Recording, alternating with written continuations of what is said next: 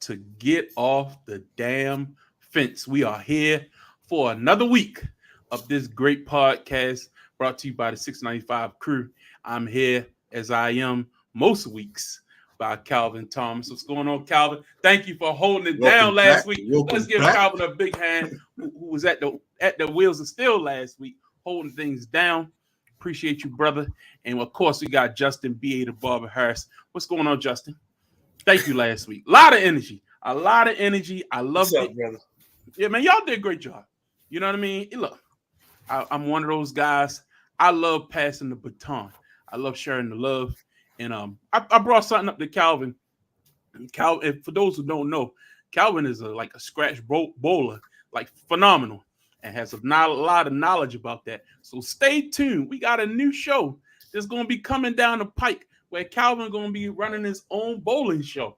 It's going to be great. So he showed last week that he can really do this thing. We're going to turn this thing over to him. Ain't that right, Calvin? Bowling? That's right, bowling.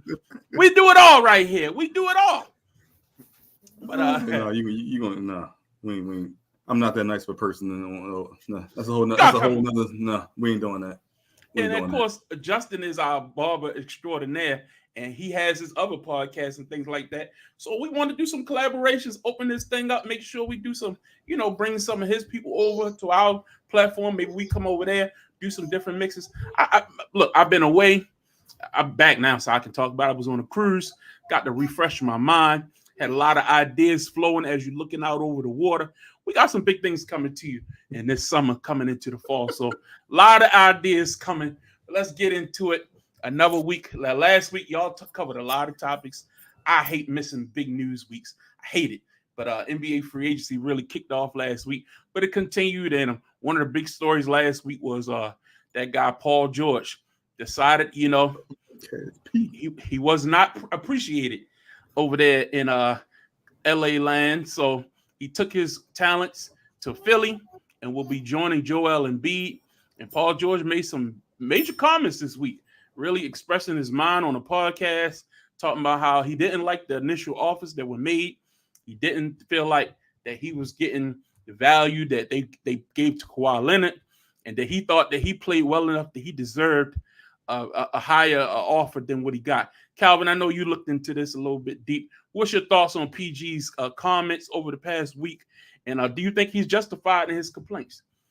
If it went down how he explained on his podcast, I am 100% on PG's side with how the Clippers managed negotiations from back in when initial offer was made in October until free agency started last week. If it went down that way, and in case you missed it, to summarize, he said initial offer was made of 2 years, $60 million back in October before the season started, before Kawhi signed his deal. After Kawhi signed his deal in January, they came back and offered him something similar, 3 years, 150 and some change around that note, which will basically be 4 years if he opted in, because he did have an option year, which he negated or declined when he entered free agency this past year. Mm-hmm. And he basically felt like through negotiations that he was not there for the long term in their plans, and they were going to trade him. So he said, look, if you're going to trade me, at least let me get my money, and then you can trade me next year, next offseason, so on, whenever that occurs. They declined that offer as well.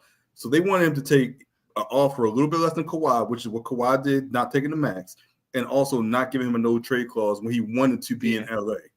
If that's how it went down, I have no problem with Paul George taking his money and taking his talents to Philadelphia, a winning situation, a better situation, a situation where they can compete more in that conference than they were competing in LA, and also getting that money. And he also going to be the third option on that team. I have no problem with that. If that's how it went down, I'm completely on PG's side. The Clippers are the Clippers. Clips going to clip. We heard that many times before. We're losing the organization. The other team in LA, they're not the Lakers. We know that they're second-class citizens. But if it went down like that, I'm 100% on PG's side. I ain't got no problem with it. Justin, your thoughts? When was the last time Paul George led a team to the finals? Oh, he never did. West Coast finals. Yeah, when Kawhi was hurt, yes, he did. Yes, he did. Don't do that. I'm doing that. Question. I asked a simple question. I'm doing that. These things aren't the same. He led to the Western Conference Finals. Okay, when was the last time Kawhi played more than 65 games a season? That's neither here nor there. Ask the question. When was the last time he led a team to the finals? He never did it. So you're comparing yourself with someone that did it. You should never do that. I'm comparing myself to someone that's not healthy enough to play that long. Why do you think you're on the same level as Kawhi Leonard? Because you play more games? That's it. He's had more success in the Clippers uniform than Kawhi has. If that was the case, if that was the case, most of the All-Stars in the league got a case over Kawhi Leonard. But most of the All-Stars in the league ain't Kawhi Leonard. That's all I'm saying. No trade clause? Who are you, bro? Yeah. Yo, your podcast P, bro. No. This is my thing. Wait. They were trying to get rid of him at a point. So if you're going to get rid of me, at least give me my money. I don't have a problem with that. They were obviously trying to get rid of him. The same as no, they didn't offer him 212. They didn't offer him 212. They didn't offer him 212. No, the Clippers, no, they didn't. Yes, they did. They turned it down. He turned it down. No, the Clippers never offered him. The Clippers never offered him 200. What was the max? The Clippers never offered him 200. They offered him a 3-year extension for 150. When you add that to the option, it was under 200. It was 200 million. So they never offered him 200 million total, including the option year. If that's the case, he's still not that dude. They just said we don't need you no more. That's just what it is, and he just has a hard time admitting to it, and it's okay. Can we also get to the root of the cause of this as well that we're not mentioning? Can we James Harden? No, I won't say CJ McCollum. I'm blaming the Why you blame CJ? I'm blaming the collective bargaining agreement. I'm blaming the CBA because CJ couldn't beat the Warriors back in 2019, so he devised a plan to break down the CBAs, which you can't keep the niggas together. That's the route I'm going. I'm blaming CJ. That's where I'm going. Wow. He's the president of the National Basketball Players Association. I get this. A lot of people is pissed off with the CBA right now, but at the end of the day, if they look at the contracts they're giving out in this league right now, you telling me the Clippers have been beating their head up against the wall, and they have not had any success. I think they decided we're gonna give another max contract to a guy who has done nothing. Like what?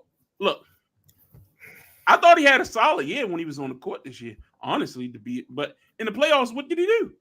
What did he do? Kawhi do? I don't think that Kawhi already got his money. He was a first-round exit. That's what he did. Did Kawhi suit up? Did he play a game? He played a game. Was already paid. He played one game. He played one game out of 5. You're right. Going back to the CBA, when you're available. Going back to the CBA comment. If you look at the rosters and how they're constructed now, you have 3 or 4 players making over $20 million, and the rest of the team making under 10. And that is a direct result of the CBA and how contracts are structured and the penalties involved with being a repeat tax offender, with not being able to use a mid-level exception, not being able to engage in signing trades, not losing a draft pick in 5 or 6 years potentially if you're over that tier 2 level back-to-back years. These are direct results of the CBA that the Players Association agreed to. So the Players Association is basically taking money from the top or taking money from the bottom and the mid-level tiers and putting it at the top as a result to not have these super teams or however you want to look at it together. Why would the Players Association do that? Why are you taking money out of your players, the lower tier players, your veterans, and putting it at the top? Just because you can't win because you're not good enough to beat another team? That's CJ's fault. Like it's all trying to get rid of the super teams. They're trying to spread the wealth amongst the Is Boston league. super team? Is Boston a super team? I don't think so. They got 4 players making $100 million. They built it though. They got 5 players making $100 million. And they're paying the luxury tax. They're paying for that. Yeah, that's part of what. That's why he's selling too. We talked about that last week. That's why he's selling too. Good point. That's why he's selling too. Because he's not the one paying it. I ain't gonna be here. He gave it to Magic Johnson. No, I get that, but let's go back to Paul George for a second. So you're telling me you thought Paul George was worthy of that contract, Calvin? I think $200 million at this stage in his career. If you're the Clippers, with the you need talent, and you open up a new stadium, yes, you're gonna make that money back easily. But is Paul George really a draw like that? Like, would that money be better served going after someone else? Huh? Paul George in LA, where's his hometown? I think so. Okay.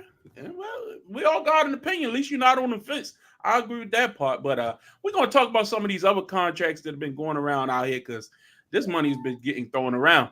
So DeMar DeRozan, who I think is a comparable player to Paul George, if we compare them pound for pound for what they contribute to their teams, neither one of them are winners. But from a scoring higher, You think his ceiling high for far as defense, or I think he's a step Overall. slower defensively, I mean, and I think Paul- he's turned into basically a 3-point shooter. I don't see much of a inside game for Paul George no more. He don't really get down on the blocks and play inside mid range like he used to. He can, but do you see him doing it? I think he's more of a floor spacer. If anything, DeRozan at least can take you inside. I'll say at his peak, I think Paul George was better than DeMar DeRozan. Being like Oklahoma City Paul George at his peak when he was a top 3 MVP candidate. And also, I'll say Paul George this past season, no, but I think James Harden didn't fit that system. And he became ball dominant, basically a spot of a 3-point shooter because of Harden, and to let Harden better fit into the offense. So I blame Harden for that as well in his integration into that system. And that's why Paul George took a step back. So I don't think Paul George necessarily regressed. I think the offense wasn't suited for him, and I think it was to allow James Harden to do what he does if more. you're good enough to handle the ball. to ask for a no trade clause, then whoever comes to the team revolves around you. You don't. No, when he got the ball in his hand all the time. You don't let James Harden come in and just take over the show, and then you just end up being a spot up shooter. This is the person that was asking for a no trade clause. Like, that's what I'm saying. Yo, you're not that guy. He was supposed to revolve around him, not the other way around. You're the guy. That's what you want to be. But this is my thing. You bring in someone, we want them to fit in, and he handles the ball so damn much that you can't. James Harden, quote unquote, is a system. The system don't involve moving the ball and getting others involved unless it's a last second. I'm gonna kick it out to you on the 3-point line, or I'm gonna drive and throw it to the big man. That's all he gets. That's how he gets his assist. You don't think they asked him before they got? You don't think they asked him before he came over? You don't think they asked Paul George and Kawhi? Yeah. Before the same way they asked about Russ, but I didn't think they probably didn't think he would be that integrated into the offense. And, and then they're doing Harden a favor by letting them come because he had nowhere else to go. It was either LA or sit there in Philly and do nothing. James Harden is James Harden wherever he goes, right? That's what you just say. He is the system. But back to DeMar DeRozan. I think this is a great move for Sacramento. I think they felt as if their hold on that mid-tier Western Conference spot they had was definitely slipping out their hands. So they had to bring in another fourth quarter performer to go along with Fox, especially if Malik Monk is having an off day, which he could do from time to time. And Sabonis is just what Sabonis is. Sabonis will give you a double-double, maybe even triple-double, but he won't have that 40-point game like that. He doesn't impact scoring like you would hopefully want your all-star to do. So when you bring in a DeMar DeRozan, that's just a great pickup, the person that can give you 6 to 8 points in the fourth quarter to help close out a game. And they gave up Harrison Barnes basically for that. Harrison Barnes is on his way out the league, to be honest with you. So shout out to DeMar DeRozan coming to Sacramento. I appreciate that. I think they took over the Lakers. You got them top 6 now? Yeah.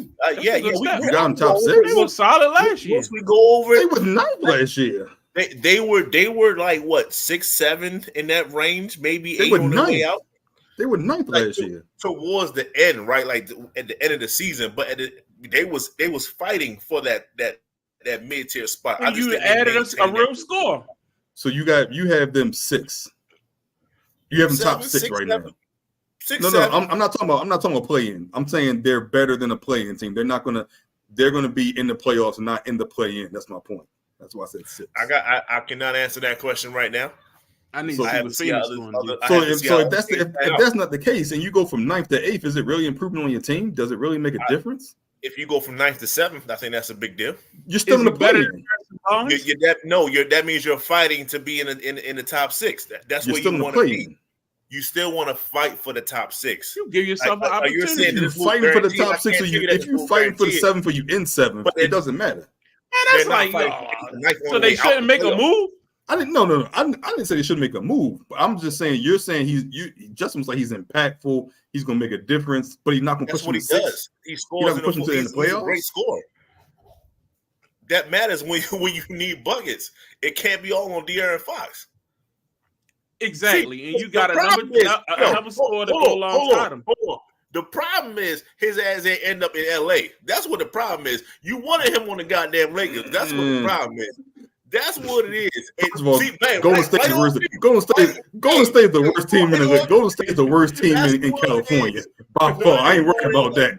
him on the Lakers. Golden He State, chose but back Golden to State, and even the Clippers, Dallas. are worse than the Lakers. I ain't worried about that. Everybody ain't worried about teams that. but the Lakers. That's the problem. That's why you're Okay, salty. hold on. Let me ask you a question. Let me ask you a question. Salty. Who is the best player? Who is the best NBA player in California out of all 4 teams? Steph Curry. Okay, who's second best? Anthony Davis. Oh, my point exactly. Yeah. My point exactly. I So didn't why am have- I worried about? I'm not worried But about the you don't Clippers have or to the Sacramento. See, that was very good. I like how you shifted the narrative on that. That does not matter once you go from 2, 3, 4, 5, 6 on down the roster. Every other team in LA has a better team than the Lakers. Don't do that. Don't do that. The Lakers got nah. I It ain't was say close. that. I'm not gonna say that. Sacramento has a better team. I So still take Sacramento has a better Golden State over team. LA right now. Sacramento has a better team. No, Hey, They got better teams than them. no. let's keep it moving. All right, next up, Miles Bridges got a contract extension from the Charlotte Hornets. I like Miles Bridges. He played well a couple years ago. We saw him in Brooklyn. Really made a name for himself. I thought he stepped up and did himself well to get this contract in Charlotte. Had some really impactful.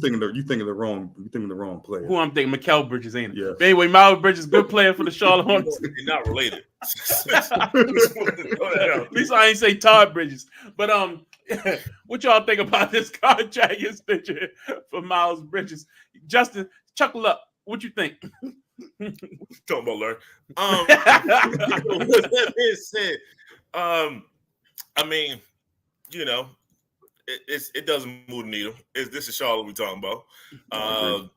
Let's see if LaMelo is healthy. Hey, good young team trying to build something. It doesn't. So he knew he didn't have that many options probably in the league based off his history. So Charlotte was the team to look out for him.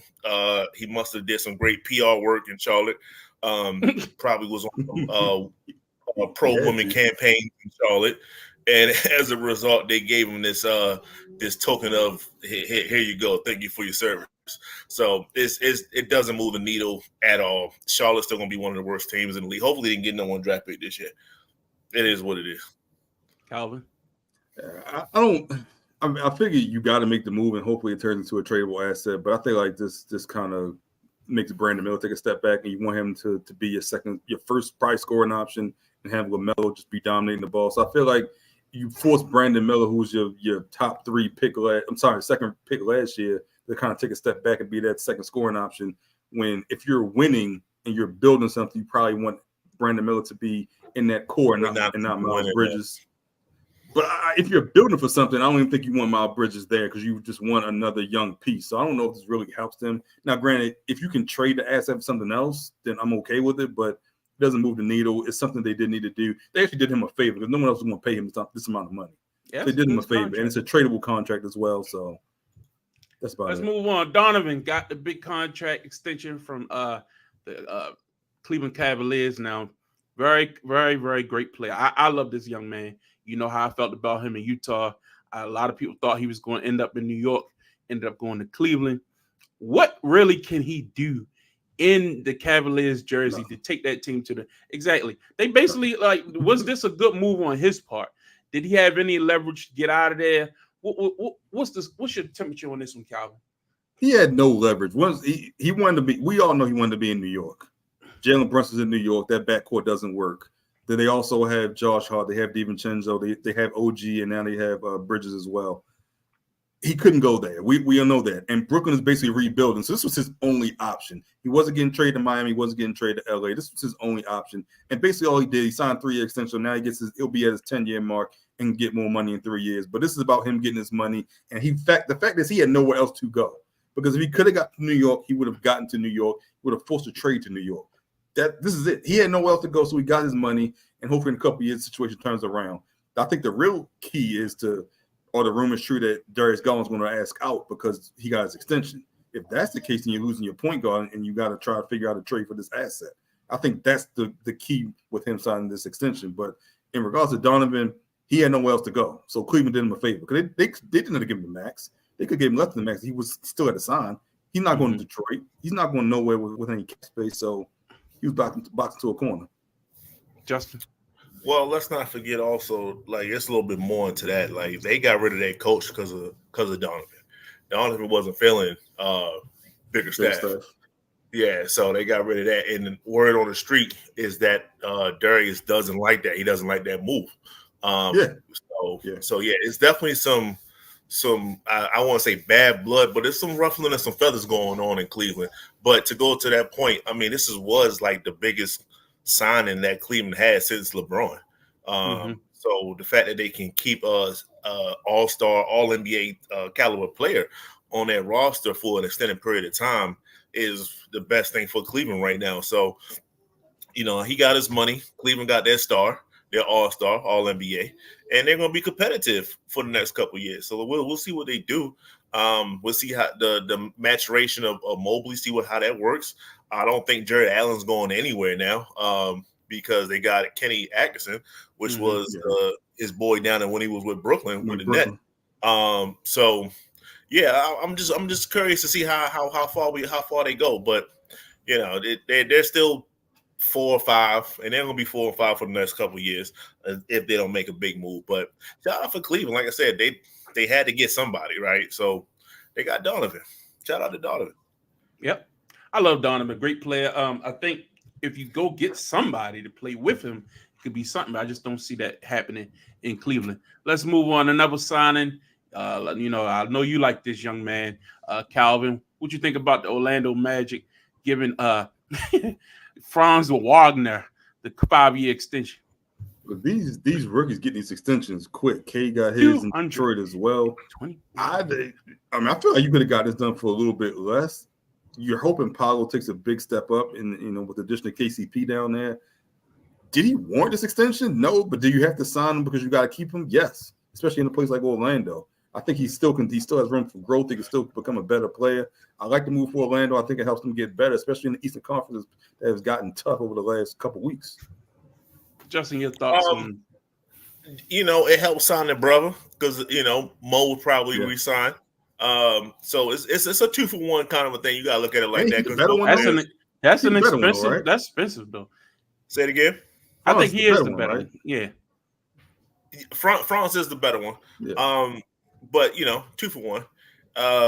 And it's expensive, but you had to pay somebody. Somebody got to get this money. The only other person that's going to be due for a crazy contract is Paolo. So, you do what you can. They still need guard help. I know they got KCP, but they was trying to get Clay and all them boys, but they struck out. So, KCP doesn't take them over the edge. They're going to be pretty much right where they at. The Eastern Conference is not going to be too much different heading into next year when it comes to the mid-tier, the mid-level teams. Okay. So them and Cleveland will be very close together, and we'll see what they do in the upcoming year. Yeah, nothing really moves the needle for me in Orlando, but the last one we got to talk about is the big one, the big fish, who a lot of people are trying to give credit that he took less money. But I really thought I was going to be Mikal Bridges. I ain't going to lie to you, but go ahead, brother. Go ahead. My fault. Y'all talked about that last week. We good. We've moved on. You're right. You did. New week. LeBron signed his 2-year extension. Calvin, as our resident Laker fan, what is your thoughts on LeBron James' decision to extend for this money? And do you think he could have got more? What's your thoughts? He could have got more. Him taking a couple $1 million less basically means they're not in that tier 2 over the cap next year. They're now in tier 1, so they could make a couple more moves. They're looking at Cam Johnson out in Brooklyn, and also I think it's Royce O'Neal down there in Brooklyn as well. So they have a little more flexibility to make moves because he did not take the max by a couple $1 million. And I think this was also part of you signed Bronny, you drafted Bronny. This is kind of part of the deal as well that hasn't really been talked about. It's talked about like we're just allowed to have more flexibility and not the fact that you did me a favor with Bronny, I'm going to do you a favor with the salary cap as well. It was a given it was going to happen once you drafted Bronny. It was a given when it was going to happen when there are no other free agent destinations once Paul George went to Philadelphia. No one's surprised by this move. I think you could be surprised by the money. You could be surprised by what happens next if there's another move to make. Mm-hmm. But I don't think it's really a surprise. Justin. Didn't he get a no trade with that too? Yep. Yeah. Yeah. Yeah. You know, He still getting no trades, and Paul George can't get one. He deserves that. He deserves that. He deserves that. So it's only what, 2 in the league now? 2 or 3? Yeah. Hey man. So with that being said, shout out to Bryce James, because now he just solidified his spot on the Lakers in 2 years. No, he got more than that though. He got 3. Does he? I thought he was 16. He a junior. He's going into Junior, a junior right? season. Yeah. He's going to He a going junior to play season. 1 year. Junior, senior, and then He got to play 1 year in He college. got to play 1 year. He got to play 1 in college. Anyway, he's coming. That's all. He'll be on the Vegas. Bron extend 1 more year. It helps his flexibility. That's why he did it when he did it. That's all. It helps his flexibility when it comes. Hey, you want me for 1 more year? Let me work something out for you. Here come my son. Now I got 2 boys playing in the league. That's all it is. What is the expectation for LeBron on the court next season? Same style of play? Will he take a step back? Will you? Do you think the same level of output? Like, come on. At some point, don't the Lakers need to decide? Look. We're not going to disrespect LeBron James. I love LeBron. Y'all know that. Stop. He's a champion, right? He's going to be yet again the in-season tournament champion. Speaking of, there are highlights of it right now on the screen. We're going to clap that up. That's what he's going to get. That's all he's going to get. But that's my expectations for LeBron James. The problem with the Lakers is they have this belief that if they don't play Denver, they could beat anybody else in the West. And that's the problem. That they could beat Oklahoma City, Minnesota. They think they could beat anybody but Denver. And that's the problem. So you don't make a move because you think like as long as we can avoid Denver or as long as we can get better prepared for Denver, we're okay. But you haven't made any moves to beat Denver anyway. So what difference does it make? That's the problem. So that's the problem with the Lakers right now, and they're stagnant. You're hoping that these young players play well. But then you got LeBron every day was playing in the Olympics. So this season started. They're going to start in 2 weeks. So they're going to play more basketball this year, and LeBron's will be 40 this year. He'll play more basketball than he has the last 4 or 5 years. So.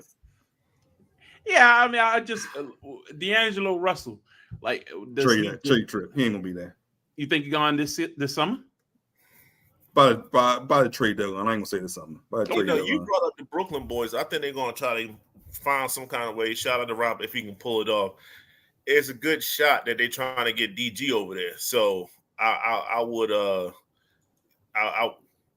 you like LeBron? No, they don't like all the flopping he be doing. Call himself. With that being said, I think they're gonna try to get Darius Garland. Once again, we brought up Kenny Atkinson earlier. I did, and you already got Jared there. You can bring over D'Lo. I mean, it's not like he doesn't know how to use D'Lo. D'Lo was an all-star underneath him, so we're not gonna say that he wasn't. If they can find some way to maybe add a third team or make some moves happen, like I said, it's gonna have to be all on Rob.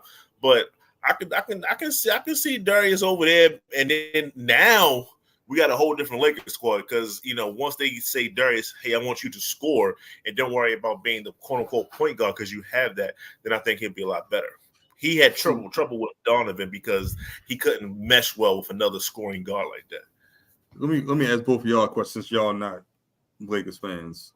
So you have the ability to trade, I think 3 draft picks. I think we trade 27, 29, and 31. I think you trade those 3. Do you do that to better the roster? All of them. You do whatever you can while LeBron James is still playing. You empty the clip at this point. You got LeBron for 2, maybe 3 years at most. Anthony Davis is not getting younger. He's not getting healthier. Like empty the clip. Empty the clip. I'm sorry, man. This is it. Let's keep it moving. So the Olympics is going on this past week, and it's been very interesting. Have you all got a chance to check out some of the practices and things of that nature? Cooper Flag, baby. Cooper Flag was good. Cooper Flag was out there cooking, boy. I mean, I was like, okay. Now you know how that go. Like it'd be like he was playing hard, and they going, we wasn't going half speed. Yeah, okay. They was playing. I don't care what nobody. Stepped back on Anthony Davis. I was like, it was against the second team, but I don't care. He was going to work, boy. I was like, hey, Bam, you want to put a hand up? What's going on here? But yeah, it was very interesting. But headlines were made when Ant said that he's the number 1 option on Team USA. I like the moxie. I like the confidence. Now, Ant, we just saw you in the playoffs, okay? You had an opportunity to go out there and back up all that talking. Remember what you said before the Dallas series? Remember what you said you was good? You said, I got Kyrie, that's my matchup. And then Kyrie went out there and cooked you. I mean, look, let's slow down. On Dallas is on this USA team. I'm just saying, let's slow down. No, they out. They out, okay. Let's just slow down with the talking, because we've seen big superstars ice out young players to try to prove a point too. So this is going to be very interesting. I'm going to be watching the dynamics with Team USA. Justin, what's your thoughts? I'm all on Team Ant, man. I'm tired of these old heads, man. I'm tired of these old heads, man, still trying to creep around. Let's be real. So can he start? Right? Starters are probably going to be the ones closing the game. Your starting five is Embiid, LeBron, KD, Tatum, and Steph. Mm-hmm. Embiid's not going to finish the game. Matter of fact, I don't think he's going to finish training camp. Embiid might have even finished practice, like the way his knees was looking out there. I was like, "What's going on here?" Go ahead. I just feel like, they want him to play like that D-Wade role behind Kobe, but he said himself, like, "Yo, there's no Kobe on this roster." And when you think about it, Kobe was an 11-year, still in his prime kind of a dude. None of those dudes are in their prime anymore. So he was like, no, I am better than all these cats. And the thing about the USA is you'll see it over time. Kevin Garnett is famous for this particular clip, where it's the one-on-one portions of the game when they're playing each other one-on-one and they see who the best player like that. And I remember in the 2000 squad, Kevin Garnett destroyed the whole entire roster. That was just they just couldn't stop him. And I'm quite sure it's only going to be two people that's doing that on this team. Kevin Durant, because he's still 7 foot and can do everything on a court one-on-one, and it's going to be Anthony Edwards. So I'm Team Ant. I hope he takes over. Only thing that's pause worthy is the fact that Steph Curry has a good 2 feet in for the 3-point line. So he might be like I say he's the Charles Barkley, the Carmelo Anthony. He'll have that kind of role where as though it's just going to swing around to him, and then he's going to be the one cashing in at the end of it. So, but who's going to take the last shot? I say give it to the boy Ant. I think you're sleeping on Jason Tatum, man. Tatum is not shy. Tatum is not shy. Living in a whole nother world right now. It's a possibility, but we're gonna find out in about a couple weeks. That is a strong statement. Possibility. We're gonna find out in a couple weeks. Calvin, are you buying Ant hype? No. He talk a good game is cool. He got the worst resume out of the 12. Well, now he's one of the youngest people. That's cool. He got the worst resume out of anyone. I'm including Tyrese Halliburton in that list. So at least Halliburton went to the final. Look, calm yourself down. I understand what you're trying to do. I understand what you're trying to do. Now, does the injury to KD hurt his calf? Don't know what that means yet. Why he got a worse resume than Halliburton? Halliburton went to the finals and play-in tournament. Halliburton got a play-in finals appearance. That's all I'm gonna say. Let his team tournament. Let his team there. Look, that's valid. That's valid. And it took y'all to 7. But look, I understand the energy. I understand what you're saying. Don't nobody believe that. Look, before you take the last shot, Steph, Embiid, Tatum, Bron, KD, it's about 4 or 5 hands going to have to pass up that shot, and you got to come off the bench to take that shot. I understand. I like it. It's cool, but you just try to hype yourself up. Look, he the swing man. You see that? He the third guy to touch the ball. You ain't the first option. Not by looking at him. He's going to be the finisher, man. All right. I like it. I like it. Look, I think that's going to be Tatum. We just saw how tired he got against Dallas. What was the excuse? Oh, he don't look. He never played this long. Kyrie and Luka decided to mail it in the offseason, and he said, "Hell with Slovenia, and I'm going to chill out and drink some beers and get my body ready for the upcoming season." I forgot. We forgot about Booker. Booker's a better shooter than Ant. Booker. And Booker's a better shooter than Ant. So if you want a spot-up shooter, What am I running the Ant for? You said he gonna have a green. You Look, said you know what? Ant is going to be on the court when they up 30 against South Asia. He going to be up 30. He going to be in the court then. That's when you're going to see Ant go off. Who's the high flyer on the team? You only got one. Who won't catch the lobs? You only got one. Tatum. It's Ant. He gonna be the one selling the tickets. I agree with that. You just watch. I don't know about no tickets. You're not in Minnesota. Niggas don't even know who he is. They're going to come to see LeBron. They're going to remember Anthony Edwards. That's all I'm saying. I hope so. That's all I'm saying. Look, for the betterment of the game, I hope you're correct. I just don't like him like shooting off his mouth. Like I don't know, man. And better not get tired. Exactly. We saw this before. Look, it's gonna be hard to get tired when you're playing 10 minutes a game. He's gonna be all right. Yeah, that's he's gonna be all right. It'll be fine. But at the end of the day, don't write checks your ass can't cash. You know what I mean? You already seen it happen once. We've seen it before. Hey, all right, let's move on. You guarantee a championship. Let's talk some WNBA. Very, very historic week. We had Angel Reese and Caitlin Clark both break records this past week. 12 straight double-double for Angel Reese, setting the WNBA record-breaking Candace Parker's former record. 13th, excuse me. The 12th was the former record. She broke that with 13. And then Caitlin Clark, first rookie to have a triple-double in her rookie year. It was a good game, a good comeback win for them as well. I thought both rookies represented themselves very well. And I think overall, we've been tracking this every week. Both of these young ladies have been doing great in their own. And I think it really elevated the game. I think Caitlin Clark set another attendance record the other day. I mean, it just happens every week. Set a ratings record on Sunday on for a national televised game. It's up 60% from last year in the same time slot. It's ridiculous. They are growing the game. WNBA is getting more popular. More people are following this. Many thought it was just going to be a fad at the beginning of the season, but this thing is keep going. This thing is getting legs, and it's been very fun to watch. And we're going to see these two as teammates coming up on the All-Star game, so that'll be interesting win. Well, Justin, what's your thoughts on the past week in the WNBA? You know, shout out to Caitlin Clark first and foremost. I just want to get her out the way first. You know, her playing with Aaliyah Boston and the Indiana squad took out the Liberty. It was an entertaining game back and forth. So I definitely, I sat down and me and my fiance, we watched a good portion of that game together. So that was nice. And like I said, triple doubles, first rookie to get a triple double. So she's definitely doing her thing. Now, with that being said, the person I want to focus on is Angel Reese. Why? Because yes, the double doubles is tremendous. I am great. She's doing her thing. Definitely, there's no other player that's been doing it to her level on this clip.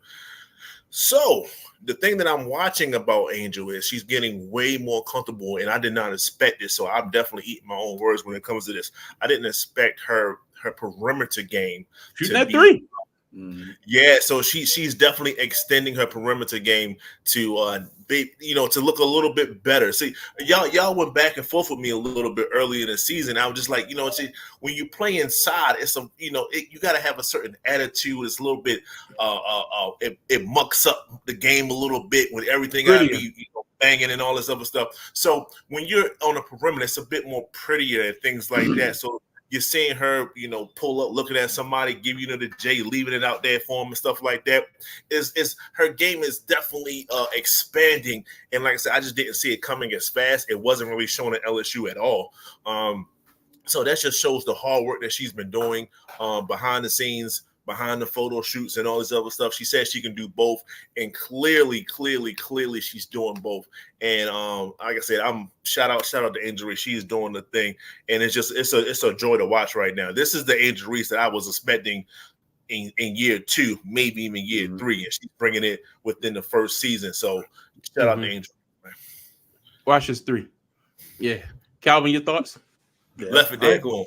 I echo everything that Justin said just about Angel and the progression in her game from the start of the season to this point. And, not even talking about the break that they're going to get, and they're going to get some fresh legs just because of the Olympics coming up. But just what she's done with her game, that the double-double streak is very impressive. Just being able to battle the physicality inside for 13 straight games to get those rebounds, regardless of how you're getting them, the offensive rebounds as well, in addition to helping the team be better offensively. They're shooting better, and they're becoming better defensively as Angel has progressed in this season thus far. Like you said, Caitlin has done amazing things thus far. She had the first triple-double. That doesn't outweigh the 13 straight double-doubles, in my opinion, because of the consistency that we've seen from Angel to this point in the season. It was something that I didn't expect. I expected her to just be kind of slow out the gate because of her style of play and because of being inside, but she's really taking the next step, and I'm happy to see it. And I'm happy to see. I'll be interested to see just them playing together in the All-Star games. Caitlin Clark talked about this will be that first time playing together, first time as teammates. Just kind of see the interaction with them, just how they play together, how they mesh.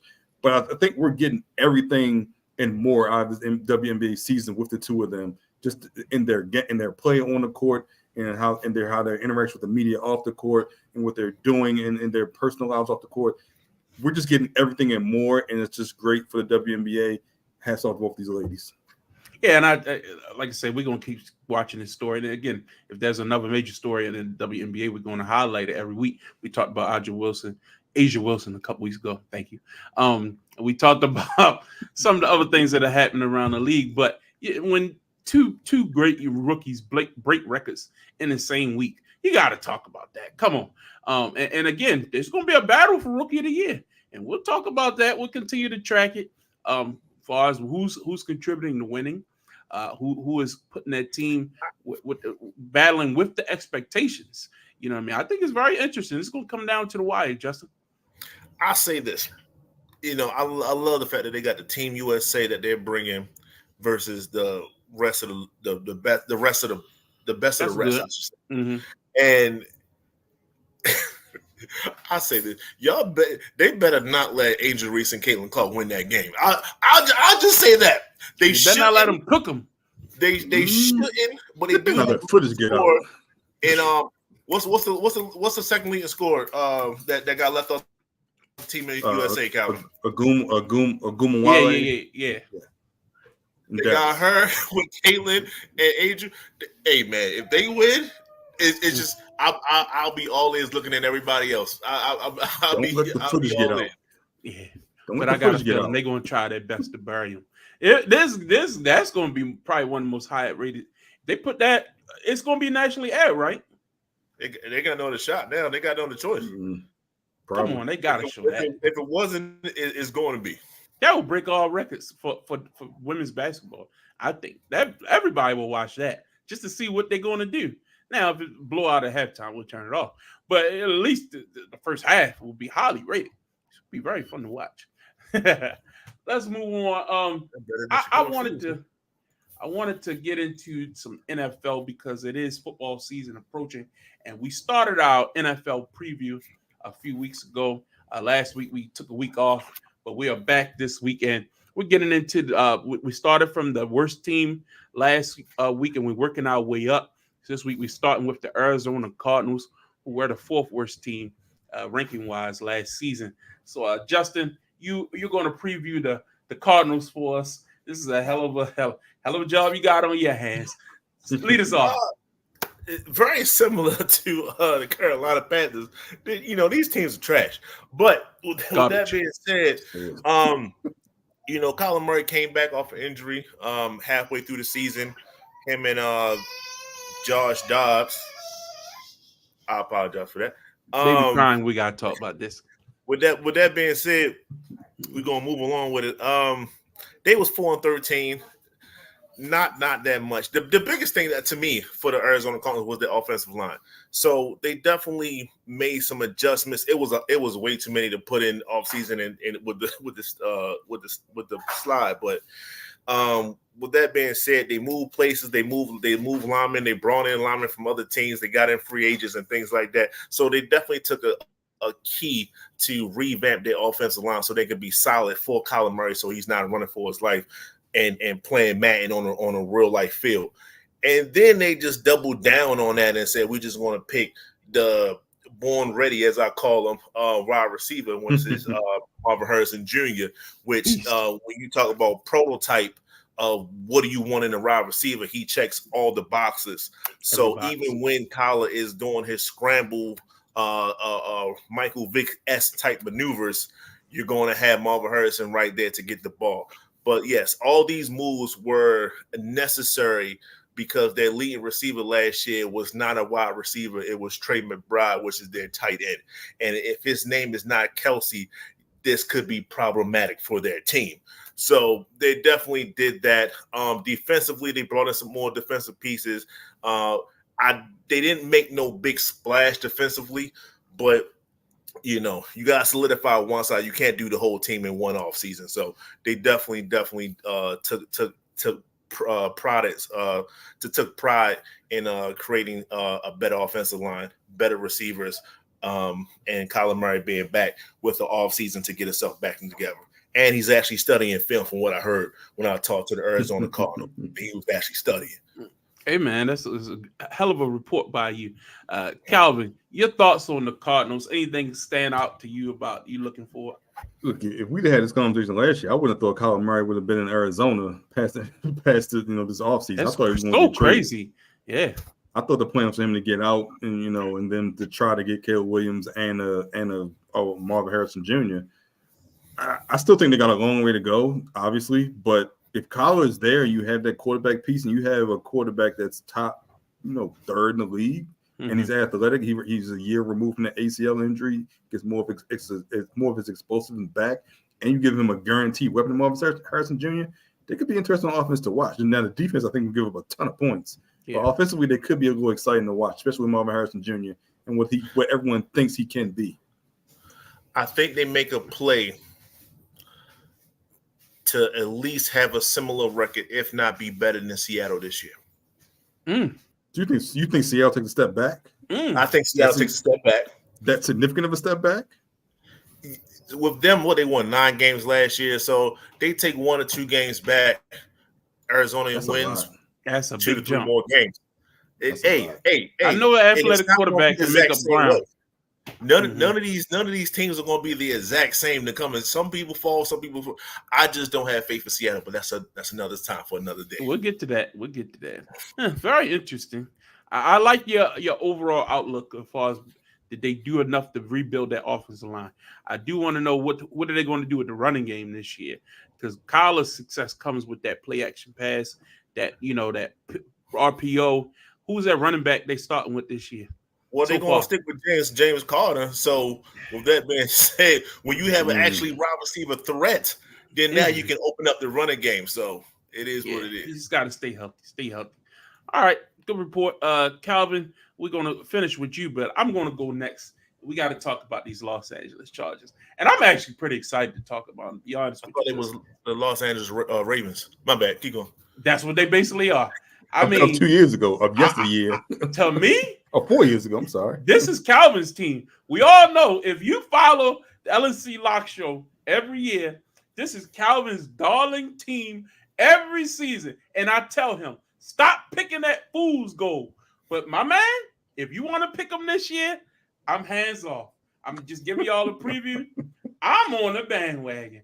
I've looked at this roster and I've looked at the moves they made, and I really am a believer. I know people are very, very, very critical of Greg Roman, and I think he gets a bad rap. But if you know the history of Roman and Harbaugh, Jim Harbaugh is the new head coach of the Los Angeles Chargers. If you know the history, he brings him in. John Harbaugh also did the same thing with Lamar. He brings him in to instill that offense that at the beginning, when he did it in San Francisco, it worked. It just has a different look to it when you got a quarterback like Justin Herbert, who can also throw the ball for 80 yards and put the ball anywhere on the field. Now, I get when you lose a caliber of receiver that they lost. Now, I mean, you lost Keenan Allen, Mike Williams. You lost your best running back in Austin Eckler. But you go out there and you pick up a J.K. Dobbins. We don't know his injury status right now, so I think Gus Edwards will start. But you still have some good pieces on the outside at receiver that Herbert can throw to. I think they're going to be a running team. They shored up their offensive line. We know Greg Roman is going to have that run game going exactly how he wants it to go. They went out and invested in the offensive line. Really, really, this philosophy is we win in the trenches.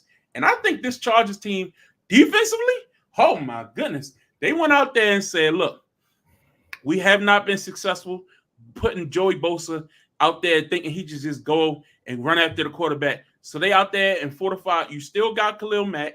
You still got on the back end some good defensive players who just the health. If they can stay healthy. Now, I read something about how he brought that Michigan training staff in to really try to shore up things and bring some of the techniques that they used at Michigan as far as keeping guys healthy in the offseason. We'll see if that pays off. It could be a catch-22 because we've seen some of those same things happen in Baltimore, and we've had some injuries here too, given those same type of techniques. So it's still too early for me to call that part. But from just a physicality standpoint, they're not a finesse team. I know getting rid of Keenan Allen looks like that's a bad move to some people. But at the end of the day, if you're not available, what good are you to me? So I like what they've done. And we're going to see. This is going to be a running team. Again, will Dobbins be healthy?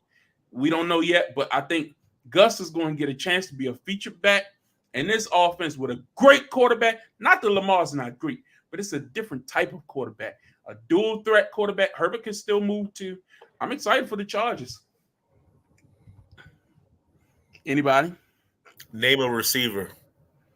Hey, let's not get specific here. Okay. I just thought that was a part of the offense. I just thought that was a point B. Hey, right? It's so still early in camp. 8 in the box, right? Hey, I understand. Let's rely on Will Dissly to do his tight end thing. I got you. Look. Quentin Johnson gonna be good this year. He's gonna be good. Still a good young core of receivers there the ball will be thrown to, regardless of who their names is on the back of the jersey. They're still there. So we'll see. You know what I mean? Do I know them all by name? No. Don't worry about that. But they did go out and add Hayden Hurst, former Raven. They did add Hayden Hurst. Bradley Bozeman, yeah, former Raven. Those are good pickups. You know what I mean? Like, we'll see what happens on the outside. Quentin Johnson still there, former first-round pick. That's a good receiver on the outside. So, look, are they the best receivers in the world? Joshua Palmer, who was good, solid for them. I think there's still something there. It's still something there. They will be a running team, a play-action pass team, and I think they'll be good. So you disagree? Go ahead. No, I don't disagree. They lack talent. They're trying to get out of the situation that they were in with both Keenan Allen, with Mike Williams, with Austin Eckler, and also adding Justin Herbert's contract. So I understand this the step back offensively and trying to rebuild that team from the inside out with the run game. That's fine. You still need playmakers, and they're going to get those next year in the offseason or in the draft. I just don't see this huge step. I mean, I think they're going to try to win games, low-scoring games, but that's not the league. That worked 20 years ago, but it doesn't really work now unless you're a great defensive team. And I just don't see it. I don't see it. I'm off on them this year. You're gonna hear a lot of talk about them from me. I feel better now. I feel better about it. Now that you don't like them, I can root for them. That shows that they're going to be successful.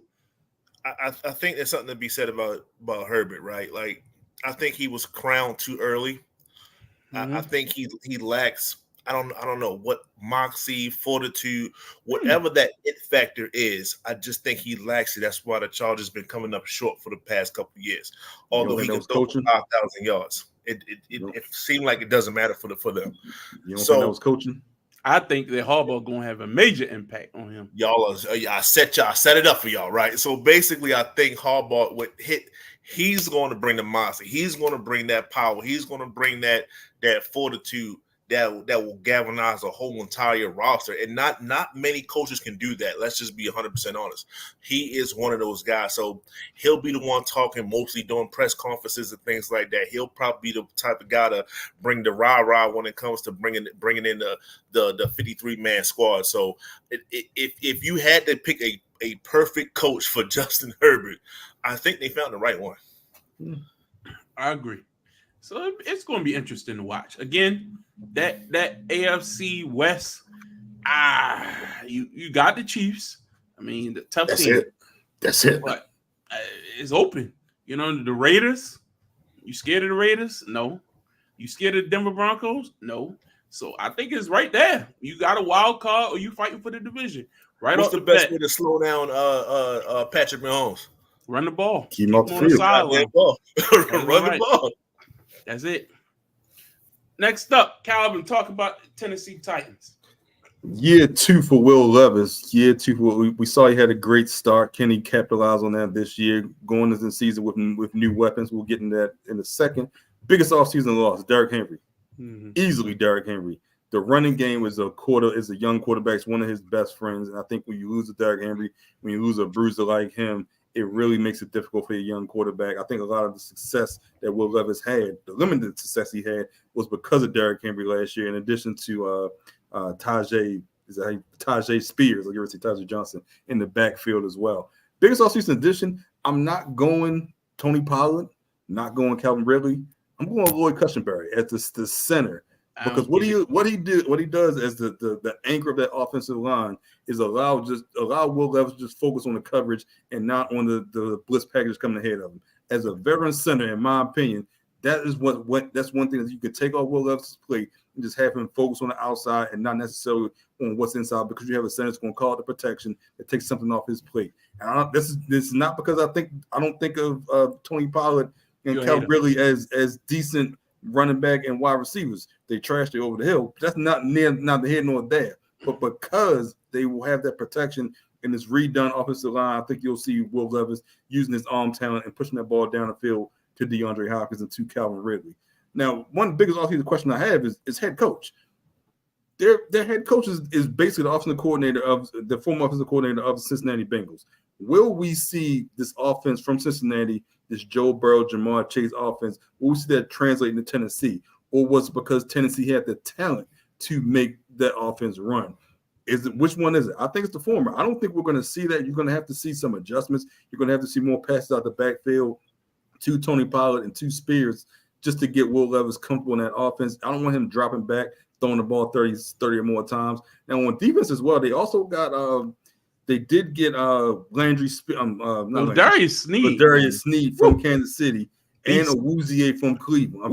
From two number ones. So they have 2 number 1 caliber cornerbacks on that defense as well. It's going to make it very hard to throw the ball against them. They also still have Jonathan Spears as well in the middle on that defense as well. So the defense is not something to sneeze at as well. When you have a young quarterback, defense, and I think offensive lineman, in addition to the weapons he has, is going to be his best friend. But will Levis take that leap into the second year that we see from great quarterbacks?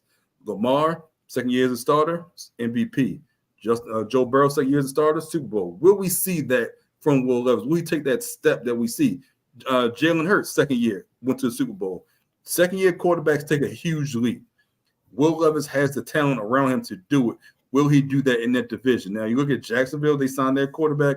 Indianapolis has Anthony Richardson coming back off a season-ending injury as well. What will happen in that division? They can easily sneak into a wild card, sneak into from the bottom of that division. They can't compete, but it's on the legs and the arm of Will Levis. Will he take a step up? Will he be able to lead his offense? And that's what we have to determine this upcoming year. I really like that defense. I thought they were good last year, and now you go out there and you add 2 of the best corners on the market, legitimately, and now you going up. You know you got to face Houston twice a year.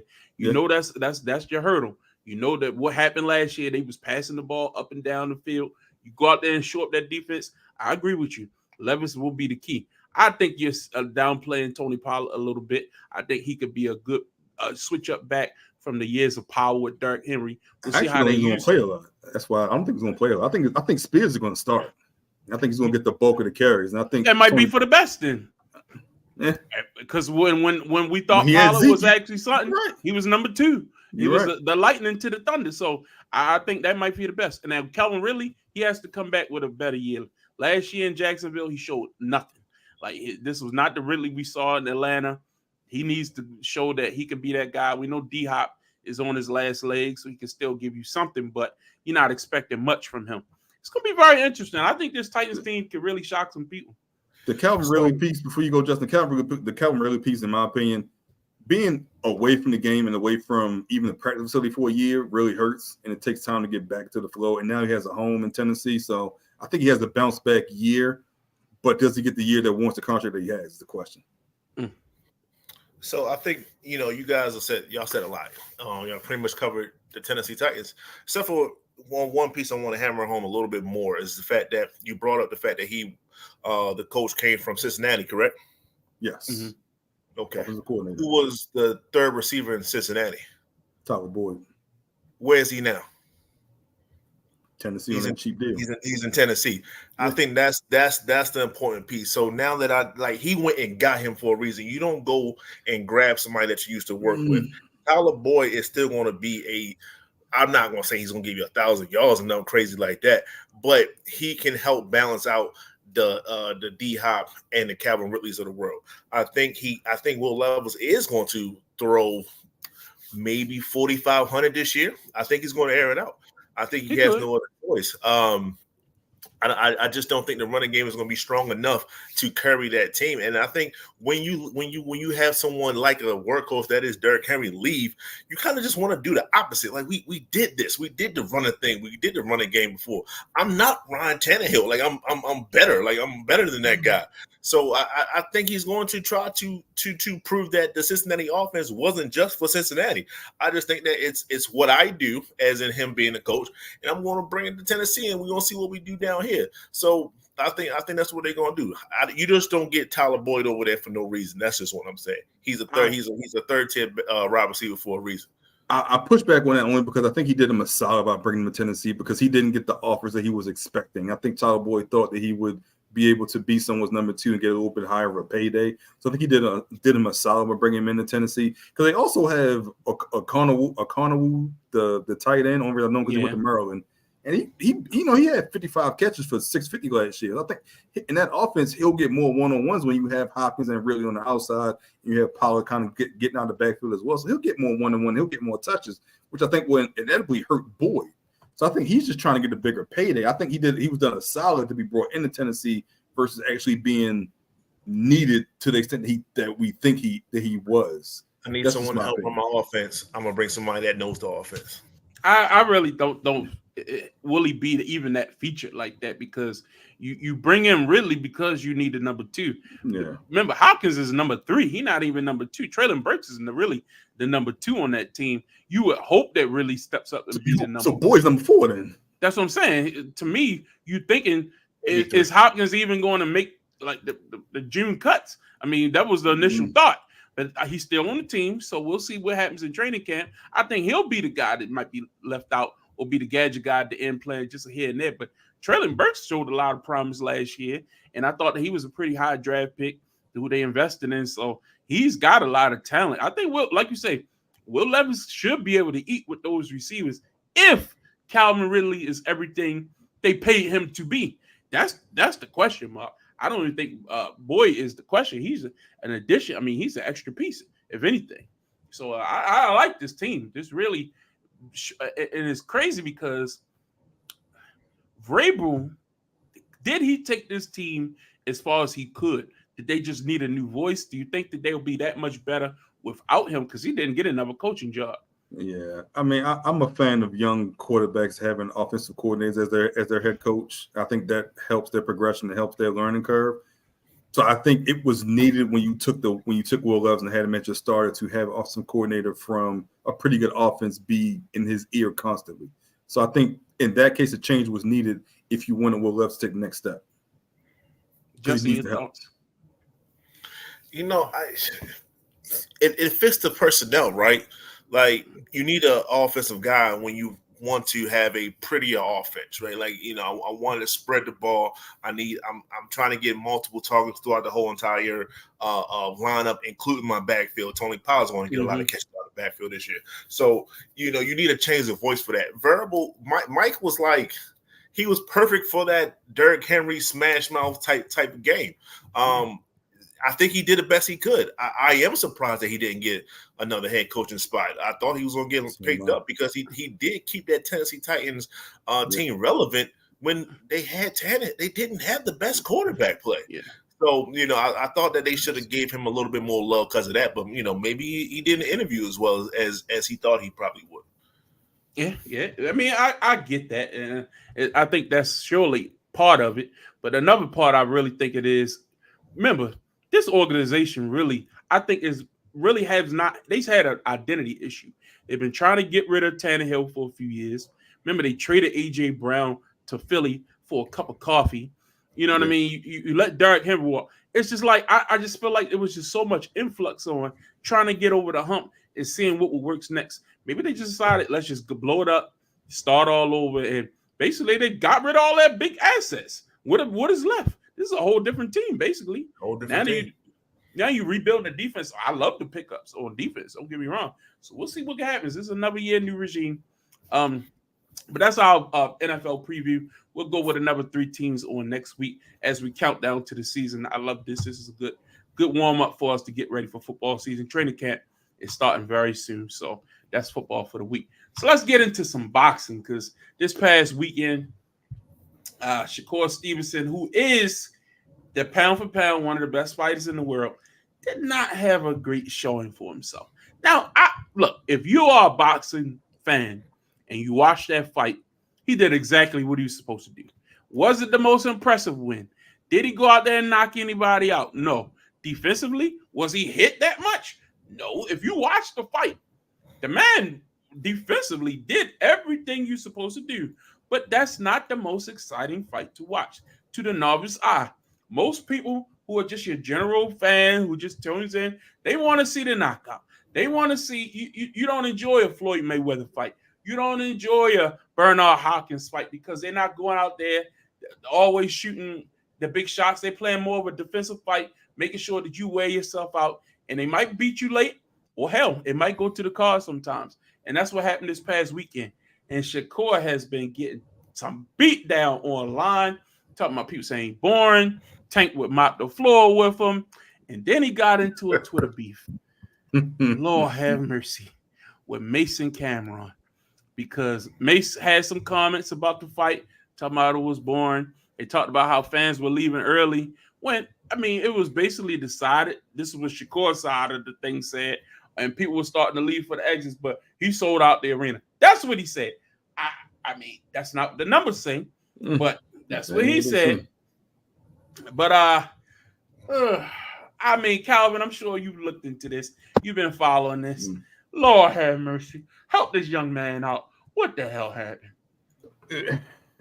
An unimpressive win when you've been talking so much about arguably the pound for pound best fighter in the game right now, Tank.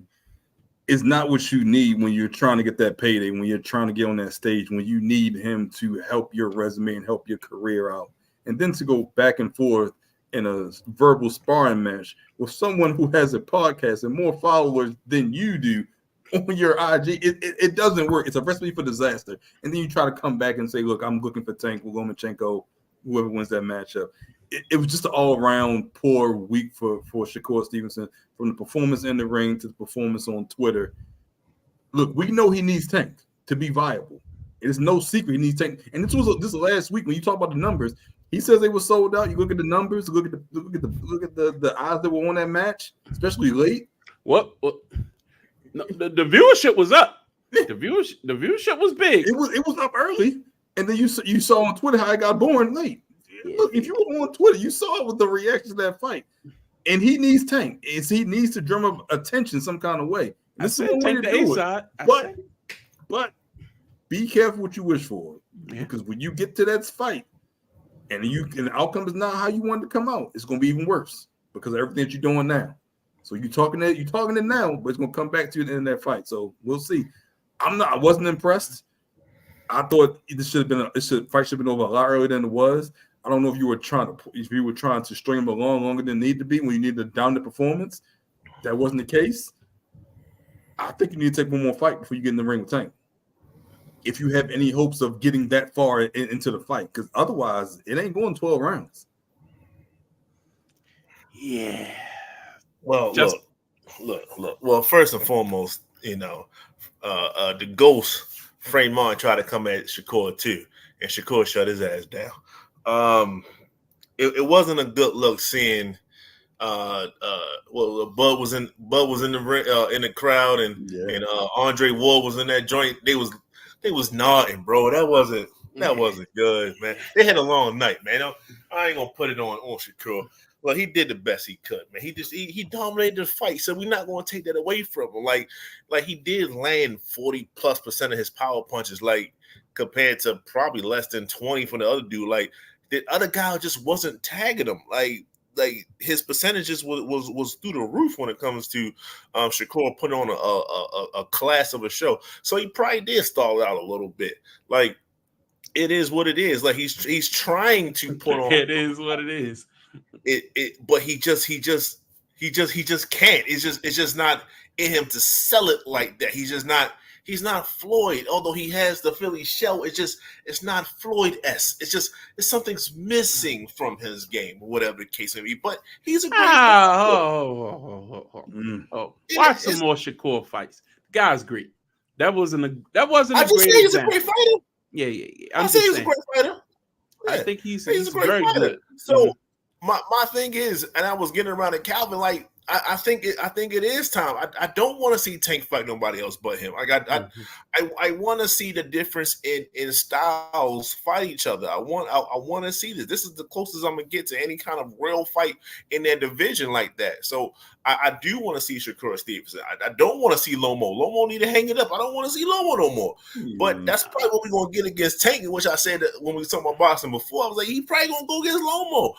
I don't want to see it, but that's just what it's going to be because boxing is frustrating at best, right? I can't stand about the contract. You get what you want to get when you want it, right? You know what I'm saying? They got to do all the stuff behind the scenes and all that. But shout out to Shakur because he didn't have to go back and forth as much as he's doing on Twitter and stuff like that.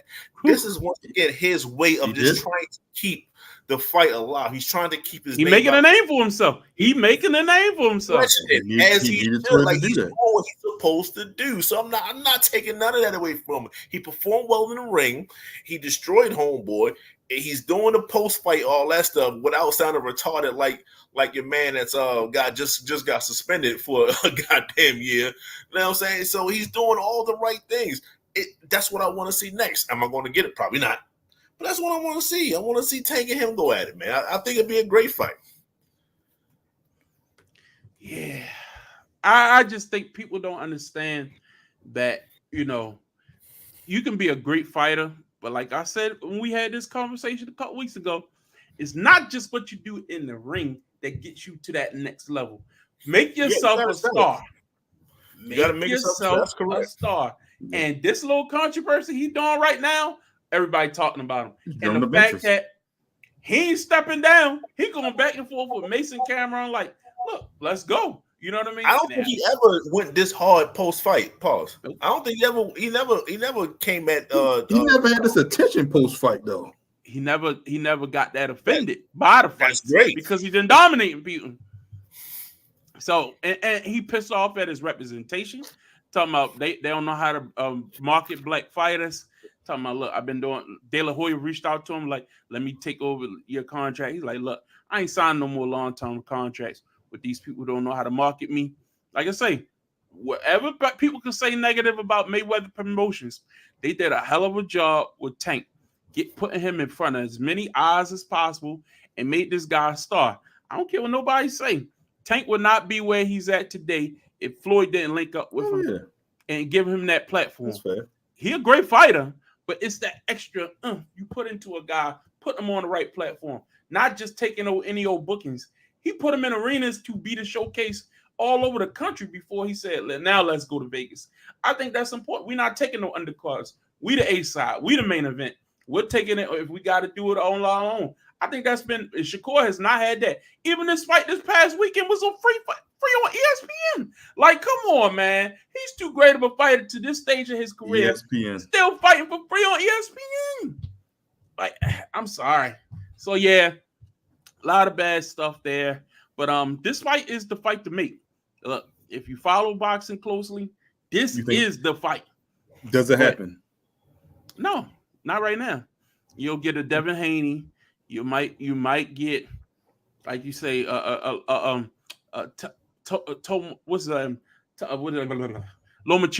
might get in there again. Like it'll be something like just another tomato can because it's easily can be booked. But I think Devin Haney might be a good fight. But I don't even know if that gets made. So Shakur next May.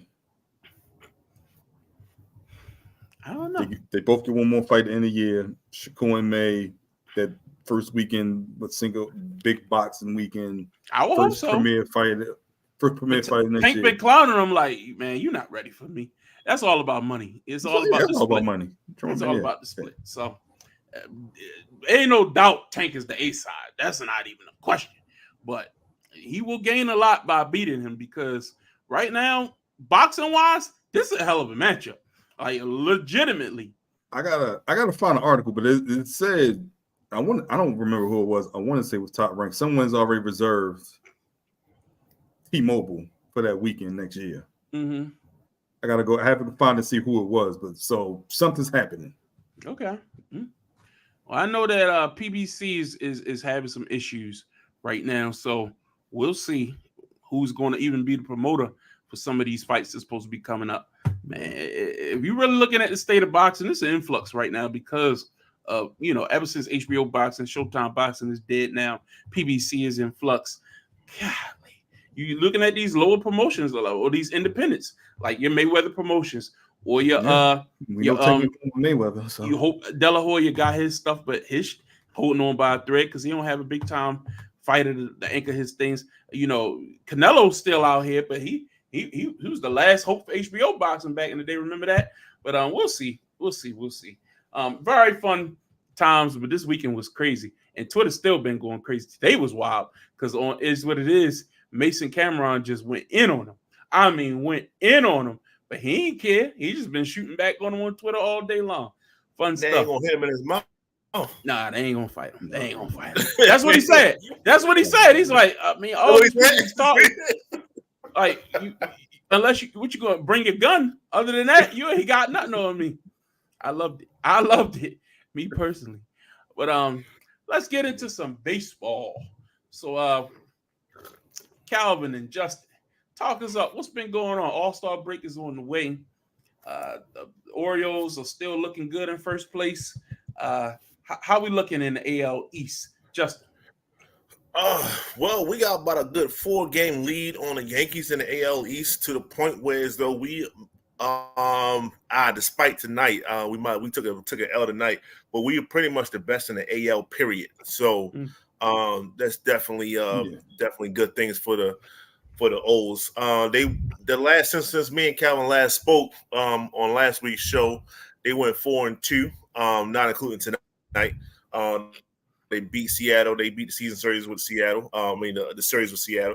They beat the series with Oakland. So, shout out to the O's doing their thing. But the most important thing that we, because you expect them to win their series, although they had some ups and downs. But, they're a great team, so you expect them to win the series. We're basically trying to transition into, just what it will look like to having multiple All-Stars playing in the All-Star game. So I'll let Calvin go in on that one first. Yeah, we got 3 All-Stars, two All-Star starters. Of course, Gunnar Henson as shortstop and Adley rushing behind the plate, and also Corbin Burns will be one of the pitchers. Not sure if he's going to start because he started tonight, correct? He played to start tonight. So he won't. God, with that score, I hope he didn't. Well, I mean, Grayson started yesterday, or started Sunday. That's why I'm assuming it was him tonight. But so he won't have another start prior to Wednesday, Thursday, Friday. Yeah, won't have another start prior to Sunday. So he may be in line for the start, depending on how the remaining starters and their schedule play out. And Westberg was just added late to the All-Star game for, you said, Rafael Devers. So technically we have 4 All-Stars, 2 starters. One of the big keys in their success, I think the Yankees have gone like 4-16. Their last 20, they won like 4 out of their last 20, something like that. And that's really allowed the Orioles to surpass them. And in addition to the Orioles beating them 3 out of 4 early the previous series. They had a rough start against Chicago tonight against the Cubs.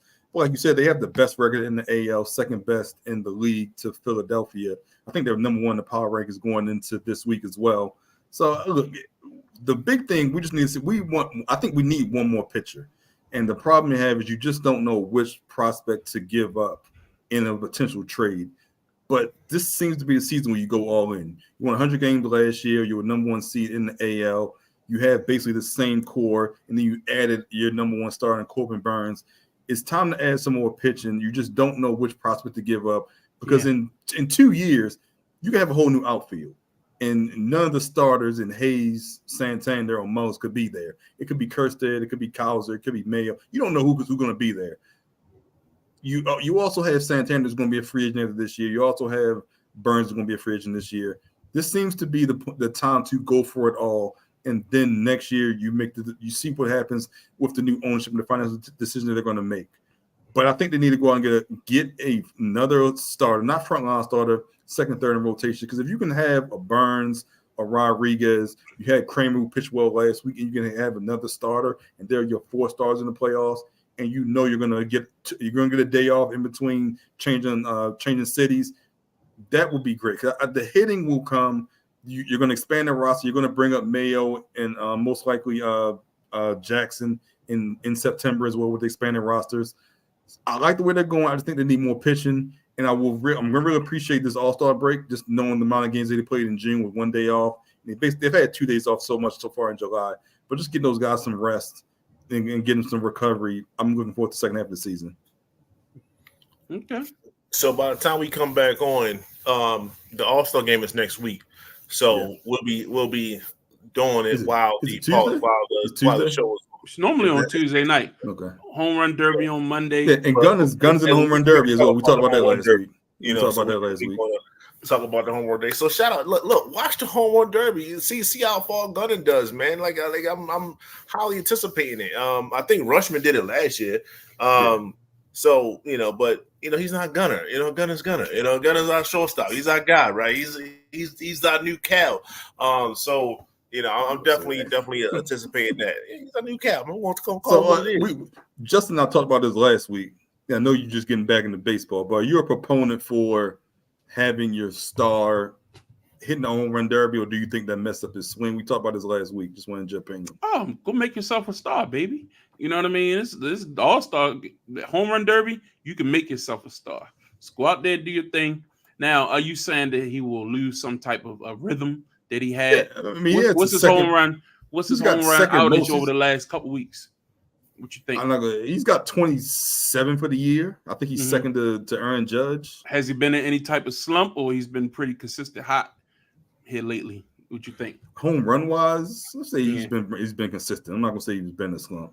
Okay. I mean, I think if he was super hot and you think that's going to put a stall to him, any type of break has a chance to do that to you anyway. To me, he's going to play in the All-Star game. He's going to play in the Derby. Let him keep his rhythm and just keep it running. I like it. And go make yourself a star, baby. Go win the thing. That's what I like. 23, man. Might as well. So you like the LeBron thing? Well, my season's going on. No sense of getting in a dunk contest. No, I'm not that. I'm just saying can it mess with your swing post All-Star break? That's my thought. Not anything like that. You do BP every day. I'd say it's an exaggerated batting practice. Like, you're just trying to hit a home run, man. They're gonna be going on it's not like old school when they used to have like the better pitchers and then you're trying to they're lobbing it over there to him. So it's just batting practice. Like I said, he's 23, man. He got the endurance to keep it going. Like I said, and he gets the break with the All-Star. So I think Gunner will be just fine, man. It's just we gotta galvanize ourselves around our superstar talent, man, because he's really that good, man. And I think it's time for the world to see how good he is. Perfect. I love it. I'm excited. I'm going to the Orioles-Yankees game on Friday night. Will be my first Orioles game since 2017. Wow. Jeez, man, that's a long time. But it'll be good to be back at the yard. And hopefully after they lost tonight and I wasn't there. What you gonna do? But hopefully they get off the schneid over the next couple of days. But this has been fun. Any final thoughts, gentlemen, before we wrap this thing up tonight? Been a fun show this week. Justin? Yeah, man, I seen this and it kind of pissed me off. It's slightly sports related, but it might not be. But who cares? Today this week marks the Spaniards right over in Spain. The running of the bulls. Why are we still doing this, man? it's 2024. Like, people die from this type of thing. Like, you know, the bulls running through the town and all this other stuff. People then got, you know, speared and things like that. And then they kill the bulls at the end of it. Like, this is not no Peter thing or nothing like that, because I'm no longer a vegan. I don't really care about that stuff. But just the aspect of bullfighting. It's just like, come on, you're like, yo, why you got these bulls running through these streets, man? Enough is enough, man. Go on YouTube and just watch. Just watch the chaos that happens. Like, over in Spain, what are you guys doing, man? It throws me off, man. I heard it on 105.7 this morning. I was like, yeah, they're not still doing that. And I had to look into it. Yeah, they still doing it, man. This is ridiculous, man. Calvin, your thoughts on the Bulls? I mean, I ain't doing it. I know you ain't doing it either. So, look, if that's what floats your boat, more power to you. It struck a chord, man. It struck a chord. I love human rights. I love it. Calvin, your thoughts, final thoughts for the week. Tomorrow, tickets going on sale for Ravens open practices starting in the month. Football season right around the corner.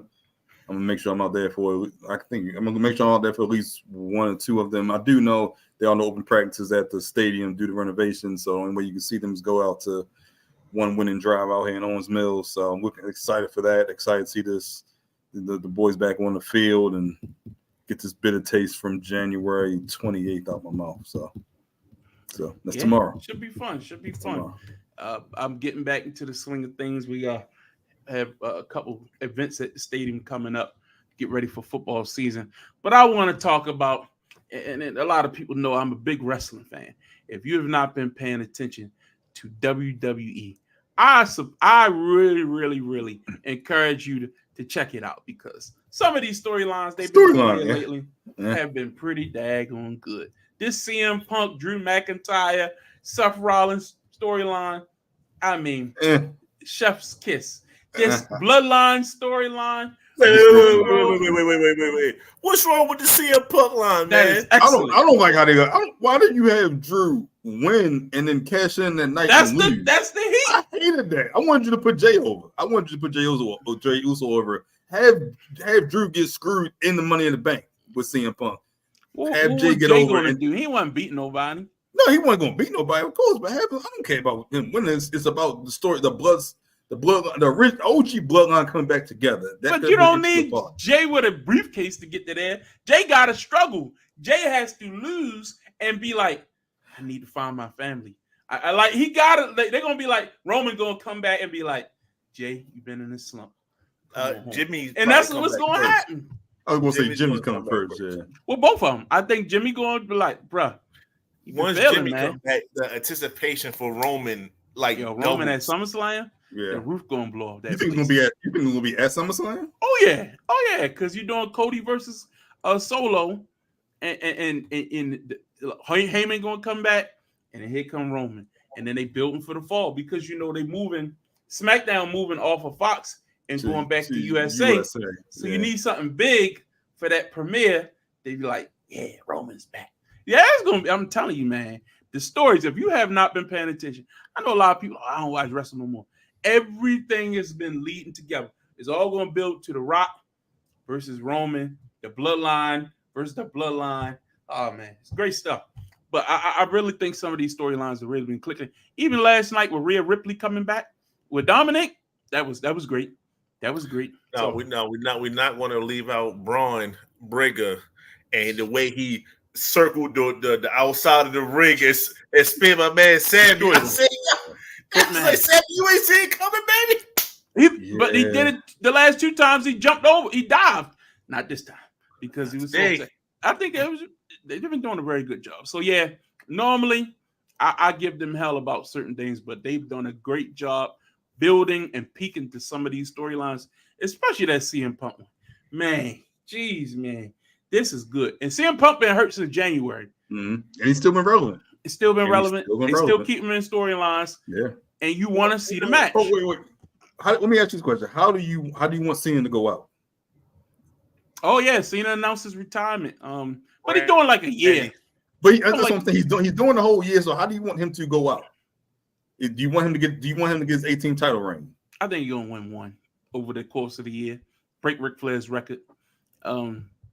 He probably beats somebody on maybe Gunther. Maybe him and Gunther have a match or something like that, or he lose. And who fights him? Who does he fight at WrestleMania? That's my other question. It's very early. Randy. Yeah, they came in together. That's the only reason. I think it's Randy. I think Brock might come back for him. I'm about to say, but by then we might have Brock. Yeah, Brock might come back for him. Brock, you could do Brock. You could do. So I don't know how. It's up to y'all, but a weekend recap, less than 5 minute segment on wrestling. We all know wrestling. Why not? Why It's not? In our wheelhouse. I'm watching on YouTube. There you go. Hey man, no commercials, man. Hey, it get you. So they highlight everything. They don't hide nothing. When it go to Netflix, you can watch. You could probably watch it in 30 minutes. Nah, it's gonna be uncensored. Everything on there every week. It's gonna be good. It's gonna be good. But yeah, big stuff going on in wrestling. Getting ready for SummerSlam coming up. AEW, if y'all haven't checked that out, pretty good too Wednesday nights. So be sure to check that out. So that's it for this week. We'll get off the damn fence. Next week, we're gonna continue to talk about. Remember, the All-Star game happening next week, so we'll be keeping an eye on that, keeping an eye on anything that's happening in NBA. But I think we're gonna start ramping up on this USA Olympic stuff. Summer League starts this weekend as well. Okay. Summer League started. I thought I've been saying it. That's the California Classic. I mean, Summer League in Vegas. That's what It's 2 weeks, right? Yes. It's 2 weeks. This week. It's this week. This weekend. The Vegas thing is this week. Yeah. So that'll be interesting. And we're going to take a closer look at some of the Olympic Games for this year as well. Maybe we would decide a couple different events to key in on and see, who's the stars, who's the people to look out for, and just do that kind of stuff. So, again, this is Get Off the Damn Fence. What we talking about, sports guys? Come on. Anything that's happening in entertainment, we're going to talk about that as well. But this has been a fun show. Justin, anything else you got? Hey, yo, protect the Bulls, man. Jesus. What was the pause for? Y'all supposed to keep going. Calvin, any final thing? Not much. Shout out to my wife. Today was our anniversary. 2 years. Happy anniversary. Crazy. Yeah, shout out to her. Time flies. That's all I got. Time flies. Yeah, do man. Congratulations and happy anniversary. So somberly, yo. You need a bit. No, I wasn't saying so. I'm just saying like I'm reminiscing. Like time flies. Like, anniversary. That's all I mean. I got all these grades out of nowhere and shit. Gross. They be killing me. And that's it for us tonight. For Justin, for Calvin, I'm Larry. We'll be back next week. Get Off the Damn Fence. Y'all have a great week. Thanks for tuning in. We'll see you next week right here on the 695 Podcast Network.